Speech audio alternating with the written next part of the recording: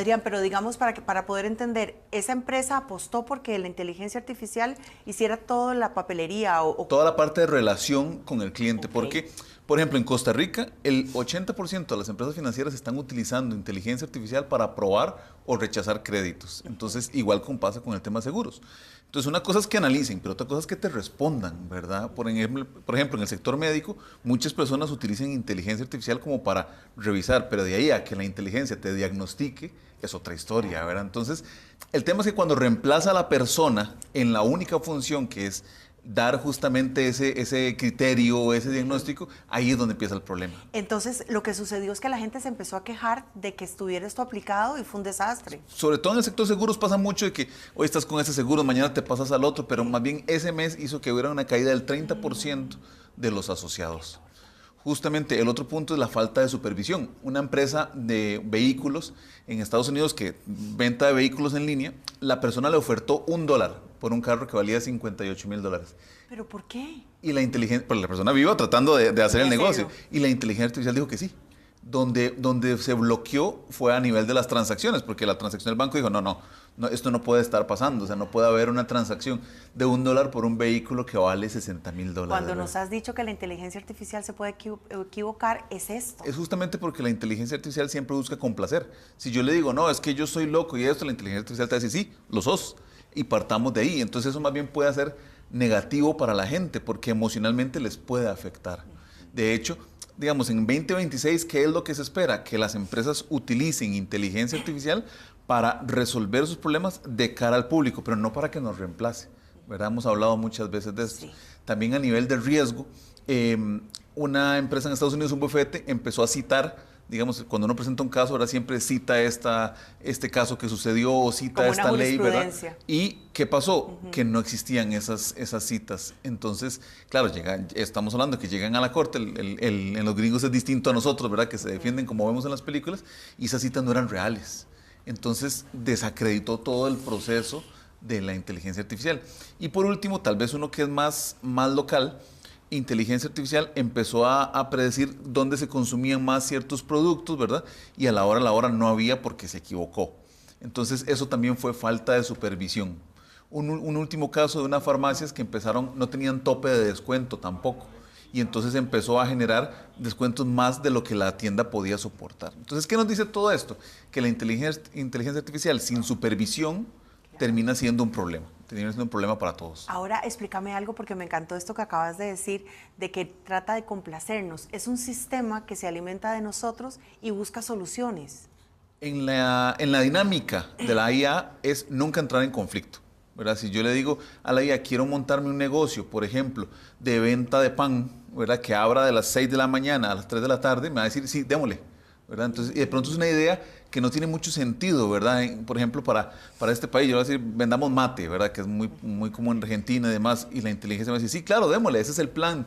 Entonces no va a tener esa dinámica de decir, no, esa idea es muy mala, salvo que haya sido configurada de esa forma. Entonces, ¿qué es lo que pasa? Si antes era perjudicial investigar una enfermedad en Google, ¿verdad? Que uno decía, verse uno algo en Google era lo peor que le puede pasar a uno en la vida, ¿verdad? Ahora con la inteligencia artificial es peor, porque te cita cosas y te da lo que se llaman alucinaciones, entonces puede ser súper peligroso si yo no tengo el criterio de un profesional detrás. Claro, sí. No está, y te voy a decir otros ejemplos que yo he visto, o sea, un poco que los muchachos en TikTok o en las redes hablan de que puede ser su mejor terapeuta. Y no lo es, o sea, es muy peligroso poner tu mente y alimentar esto cuando ni siquiera es un profesional real. Se supone que el terapeuta lo que te hace es confrontarte con cierta realidad y darte un criterio aunque no te guste, ¿verdad? La IA no va a hacer eso. Ahora, ¿cuáles son los negocios que la IA va a reemplazar? Como decíamos, por ejemplo, cuando el abogado lo que se dedicaba es a hacer contratos machoteros, donde nada más cambiaba el nombre de las personas, ¿verdad? Ese tipo de cosas son las que van a acabar, ¿verdad? Todos los procesos o todas las dinámicas que yo hago que no tienen una evolución, digamos que no tienen una diferenciación, eso es lo que va a acabar. Hace 5 o 10 años se decía que en el futuro, o sea, hoy el lenguaje iba a ser el código. Todos teníamos que saber código y no pasó.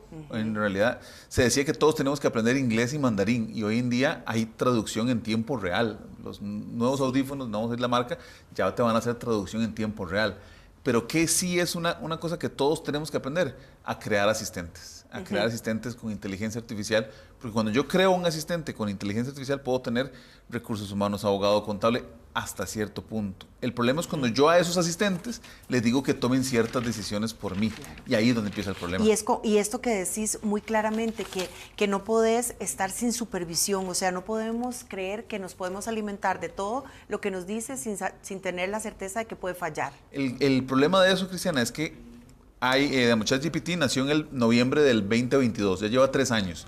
Muchos de los protocolos y mucha de la información que metimos está desactualizada. Llega una empresa, mete todos los protocolos y todas las dinámicas de recursos humanos de hace un año que ya no son vigentes, la gente interactúa con eso y lo da por real. Entonces, también la falta de actualización de información en los asistentes afecta al público en general, porque de pronto son políticas y dinámicas que ya no van. Sin embargo, se toma por cierto, porque a final de cuentas, por ejemplo, en ese ejemplo del banco, si la transacción hubiera sido aprobada por el banco, le hubieran tenido que vender un carro de $50,000 en $1. Entonces, también depende de nosotros la actualización, y por eso siempre le digo a la gente, hay que tener cuidado en esa ansiedad y esa celeridad de utilizar inteligencia artificial. La pregunta es, ¿para qué? ¿Para qué lo necesito, verdad? Como las apps, antes todo era, tengo que tener una app, también antes fue, tenemos que hacer una transformación digital, y la pregunta es, ¿para qué? Ahora has visto que ahora todo es, no sé qué, con inteligencia artificial, ¿verdad? Justamente le mandé a Kim un video tuyo, que te lo voy a pasar después, de vos hablando a cámara, ¿verdad? Porque uno dice, ya un tercero puede reproducir a personas, y ese es el último riesgo. Cómo las personas están logrando hacer, digamos, videos y realidad de nosotros. ¿Qué pasa si alguien hace un video de una persona, de su voz, de su correo, y llama a Lisa y le dice, necesito cambiar mi chip de celular? Claro. Y le dice, no va a poder identificar, o cualquier empresa de tecnología, le va a dar un chip y simplemente va a tener nuestro número de celular. Sí, claro, no solo hacer como un truco de una estafa de una crema, por decirte, que pongan un presentador, los de la televisión española estaban vueltos a chote porque lo suplantaron con inteligencia artificial y vendían unas cremas y se hizo un desastre, y ellos tienen un departamento de ingeniería dispuesto para eso, o sea, tienen a 10 personas que trabajan para estar chequeando que todo lo que se sube de las figuras del canal son verdad o no. Bueno, o sea, imagínate el nivel. ¿Quién no ha sido llamado por el contact center de la Reforma, verdad? Todos, ¿verdad? Exacto. Ahora, imagínate esa gente con inteligencia artificial, con caras. Que si tienen acceso a todo, que estoy seguro que tienen acceso a inteligencia artificial. Y el montón de gente que han estafado a puro, ¿verdad?, trabajo social. Ahora póngales una cara que parezca de cierto banco, ¿verdad? Entonces ahí es donde se vuelve más riesgoso, cómo nos va reemplazando. Sí, Adrián, a mí me encanta que cuando venís nos pones como un alto de que no hay que creerse todo lo que uno ve, ni consumir todo lo que nos dicen, porque realmente nos someten como a un estrés de que estamos perdiendo nuestro tren del futuro, pero hay que tener como ese discernimiento para hacer las cosas bien. ¿Cuál es la mejor forma de vender? La confianza, relacionarse, y eso es, a final de cuentas, más allá de la sostenibilidad, más allá de cualquier proceso que buscan las pymes. Ventas. ¿Y cómo se vende? De persona a persona. Y eso es cuando nosotros permitimos que nos cambien. Al principio suena novedoso, pero tarde o temprano ya uno siente como que no va, ¿verdad? Imagínate que estuvieras acá interactuando con un asistente, con una inteligencia artificial, tarde o temprano perdería el gusto, la gente sabe que es falso y entonces termina quitándolo. Y ese es otro punto al que nosotros mismos llevamos a nuestro público, lo estamos forzando a hablar con inteligencia artificial, que gente que no quiere hablar con inteligencia artificial. Entonces hay que saber cómo y cuándo, pero de que tenemos que aprender a ser asistentes y a crear asistentes, eso sí es una herramienta que yo digo que todo el mundo debería estar ya pensando, ¿cómo aprendo a ser asistentes? Porque ya se está volviendo algo muy fácil de hacer. Muchísimas gracias, siempre nos venís a llenar de mucha información y cosas que no sabemos. La verdad, a mí me abrís como todo un horizonte. Lo único que no puede predecir la inteligencia es qué va a pasar con la Cele.